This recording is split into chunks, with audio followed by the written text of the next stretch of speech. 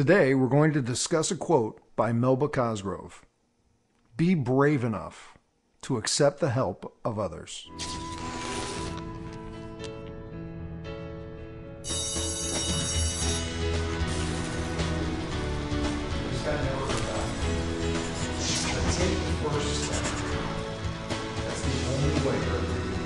What an interesting phrase. Be brave enough to accept the help of others. She didn't say be open enough. She didn't say be willing enough. She didn't say be humble enough. But she specifically chose the word brave.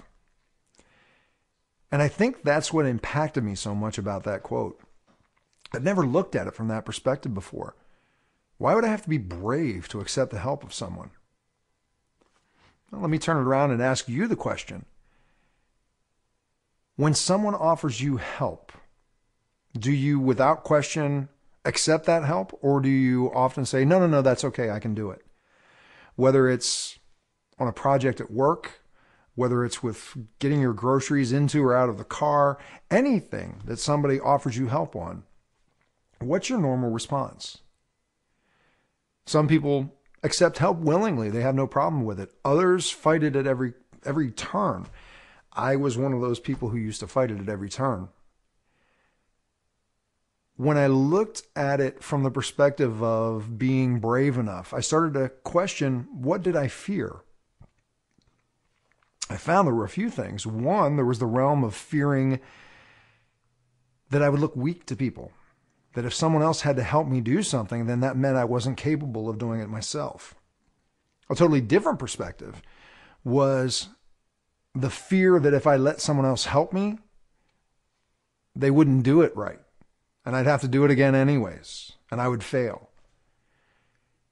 Another perspective was, if I let someone help me, they may show me up. They may do better than I ever would have done on my own, and then I failed again. There was a lot of fear running around with my saying no when someone offered help. Now, early on in my life, saying no was a huge developmental tool for me. When I lost my leg, people were trying to do everything for me. They were trying to take care of me and weren't allowing me to do things on my own. So I drew a line in the sand and I said, no, I will be self-sufficient. I will be independent. And I found ways to do things that other people said wasn't possible. I lettered in high school wrestling. I lettered in high school football. I was the first known licensed amputee motorcyclist. I think I may have discussed these things before. That drive to not let people help me, to find a way, was a beautiful thing. But it also got to a point where it was very detrimental. Because I became so self-sufficient, I robbed myself of the opportunities for teamwork, becoming part of a team, working on things together. I robbed myself of relationships that could have blossomed through that teamwork. And also, as a friend of mine pointed out, I became a very selfish bastard. And when he said that, I was like, dude, what are you talking about? Because I felt that I was one of the most giving people around. I had found ways to do all these things, so when people needed help, I was more than willing to help them out. But God forbid, somebody offered me help.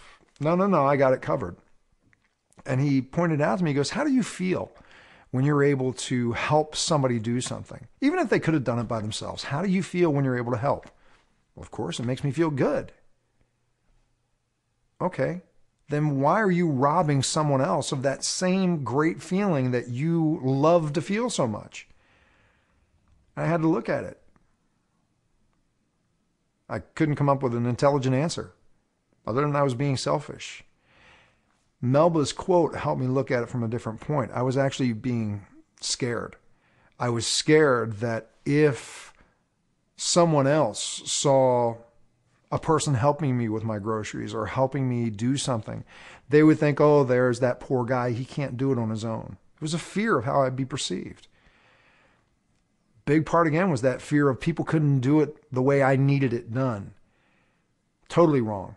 I've learned since then that some of the greatest friendships that I've had and the greatest relationships I've developed have been because I said yes when somebody offered help.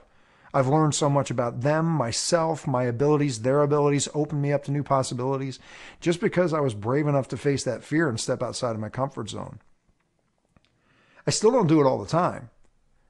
You know, I can be at the grocery store. That seems to be the biggest place where people offer help because they see a guy on crutches carrying these bags and people offer to help. And I'll say, no, I'm okay. I'm good. But I've definitely changed the percentage of how often I do that. So why is this important to you? It may or it may not be. You won't know until you actually become aware of if you're accepting help or not. So for the next week, I'd like you to become super sensitive to how you react and how you respond when people do offer you help. Whether it's simply offering to open a door for you. Do you have to be the one who ends up opening the door? No, let me get it for you. Or do you allow them and say thank you graciously and walk through? When it comes to a project at work, do you accept help that's offered to you or do you have to do it yourself? The first part is becoming super sensitive to it. The second part is I'd like you to, at the end of the day, journal about it. Look at it. Become aware of why you said yes, how it felt, why you said no, how it felt. Where could you have accepted help that you turned it down? Where could you have offered help? It's a very, very interesting experience when you start to recognize that fear is preventing you from a whole new experience that you could have had with this person and this specific project. So again, for the next 7 days, be super sensitive to when you accept and reject help.